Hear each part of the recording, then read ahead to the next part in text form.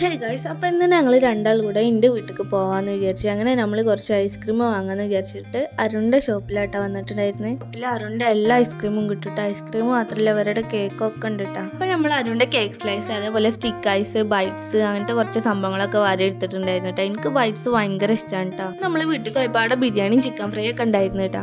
പുറത്തുനിന്ന് വാങ്ങുന്ന ബിരിയാണി ഒന്നും അത്രയ്ക്ക് ഇഷ്ടമല്ല കേട്ടോ. പക്ഷെ വീട്ടിലുണ്ടാക്കുന്ന ബിരിയാണി എനിക്ക് ഭയങ്കര ഇഷ്ടമാണ് കേട്ടോ. കാക്കുൻ്റെ വീട്ടിലത്തെ ബിരിയാണി ആണെങ്കിൽ വേറെയാണ് കേട്ടോ. ഒരു മസാല ഒന്നും അധികം ചേർക്കൂല. നമുക്കാണെങ്കിൽ കുറച്ച് മസാല ഒക്കെ വേണം കേട്ടോ.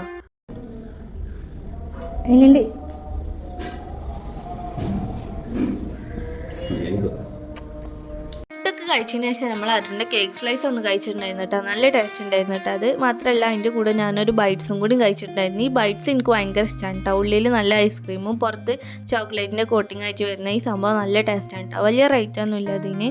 മാത്രമല്ല, ലാസ്റ്റ് നമ്മൾ പായസം കൂടി കുടിച്ചിട്ടുണ്ടായിരുന്നു.